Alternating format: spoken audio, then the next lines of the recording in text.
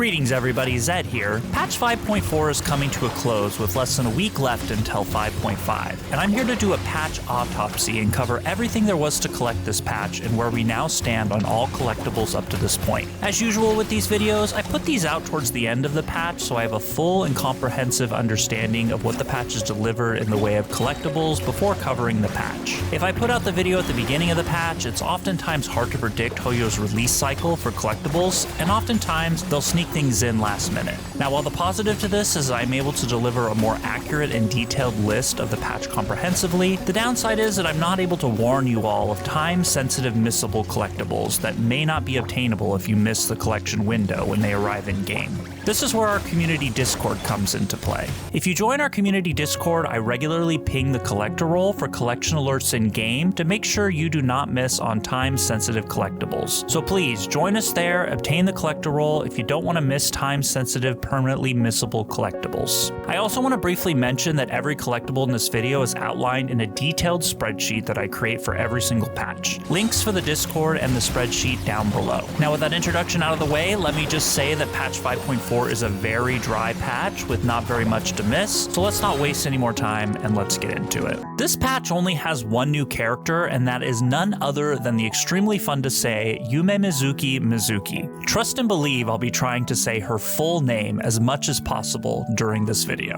Yume Mizuki was featured in the limited banner during the first half of the patch. As of recording this video, her banner has now ended, but fret not, as after 5.4 she will become a standard banner character and you'll have plenty of opportunities to lose your 50/50s to her and obtain her later. She will also most likely be a selectable character in the standard 5-star selector Hoyo has promised us during each anniversary event. This isn't guaranteed, but will most likely be the case. Yume Mizuki's addition to the game brings us to 94 collectible characters. Patch 5.4 brings us a mere 2 weapons this time around. Firstly, we have Yume Mizuki's 5-star signature catalyst, Sunny Morning Sleepin'. This weapon is missable as of this video's release, as it was featured in the first half of this patch's weapon banner. As with fellow standard banner once limited characters Tighnari and Dia's signature weapon, it may be a very long time before we see this weapon featured anywhere anytime soon. My best guess will most likely be the Inazuma Chronicled Wish, most likely after patch 6.0, since Yume Mizuki is a standard banner Inazuma character. The second weapon released this patch is a 4-star polearm, Tamayurite no Ohanashi, which was an event weapon released during the event Enchanted Tales of the Mikawa Festival. If you completed this event in full, you would have been able to collect this weapon and refine it to level 5. And if you did not complete the event, sadly, this weapon's collection window has now come to an end. Hopefully you nabbed it, especially if you plan on wishing for Eon-san at the start of patch 5.5. These 2 weapons bring the total number of collectible weapons to 206. 5.4 gives us another break in exploration, which is kinda crazy considering 5.3 had no exploration as well. Luckily, that trend will break in the new area in patch 5.5. Since there's no new exploration this patch, there are also no new Oculus to collect, no new chests, and no additional world quests to complete as well. Okay, wow, talk about a really dry patch. There are actually 0 new achievements this time around as well. I mean, I know we don't have a new area to explore, so that already curtails the amount of achievements we're able to expect by a large amount, but 0? I mean, let's enjoy a break from grinding achievements while it lasts, I guess? This means we are still resting at 1,458 achievements total, with only 1,455 being actually obtainable. We still can't max the Natlin Statue of the Seven, max the Tablet of Tono with Pyro Sigils, or reach max reputation with all 6 Natlin tribes until they release the last and final tribe. I'm hoping 5.5 will make these 3 achievements obtainable, as I have a hunch Natlin exploration will be coming to a close with that patch. We only have one new recipe here in patch 5.4, and that is the 3-star recipe Bathhouse Manju, which can be purchased from Shimura Kanbei in Inazuma. This recipe is used to make Yume Mizuki's special dish. The inclusion of this one single solitary recipe maxes us out at 226 total recipes in-game. Well, good news, we finally have a good chunk of new content. Bad news, it's TCG. We have 2 new character cards added to the game in the form of Arlecchino and Kenichi. You can obtain both of these character cards as usual at the bulletin board in the Cat's Tail. We also have 10 copies of new action cards as well. All of these can be bought straight from Prince's shop using Lucky Coins. Reminder that all 12 of these cards have skins as well that can also be purchased in Prince's shop using, of course, Lucky Coins. I'm proud to mention this patch I was finally able to fully buy out Prince's entire shop. This includes cards, skins, and even the cardboards, which I feel accomplished by even though I missed some Lucky Coins here and there and was a bit behind the curve, as Lucky Coins are time-gated. We have 3 new name cards this patch. As is usual with new characters, we have Yume Mizuki, Mizuki's Friendship Level 10 name card, so make sure you put her in your teapot to collect this card. It's been a while since we were offered an event name card, and boy did we get a very controversial one entitled Celebration Scorch. This was a limited time name card that coincided with the event Realm of Tempered Valor. This was a combat event that required either a pretty well vertically invested team or just a moderately invested Mavuika team. You had to reach the 100 floor requirement in total amongst the 5 offered challenges. If you missed this name card, it is most likely now unobtainable. Lastly, as always, we have the Gnostic Chorus name card that we get every patch entitled Wondrous Reverie. These 3 name cards brings the total number of name cards in the game to 230. Along with Yume Mizuki's release, we also have Yume Mizuki's gift sets unlocked in the teapot as well. There are 2 total sets as is usual for each character, with one set being an outdoor set entitled Wakeful Spring and another being an indoor set entitled Of Maple and Tea Scents Entwined. These 2 sets brings the total number of gift sets to 172. Reminder that while every character released has 2 sets and there are 94 total collectible characters, none of the Natlan cast has had their gift sets yet released. Anticipate them getting released all at once sometime soon. We got a whopping 1 new avatar this patch, and this is just Yume Mizuki's avatar. Nothing special here. You would have needed to wish for and collect Yume Mizuki. Just a reminder that she'll be on the standard banner and count as a 50-50 loss starting in 5.5 in case you missed this avatar. We now have 136 total avatars to collect, with only 135 being actually obtainable since you can't have both Traveler avatars on the same account. Since we had 1 new iteration of the Imaginarium Theater during this patch, we got along with it 4 new stances added to the collection pool. New thespian tricks for this season include Barbara,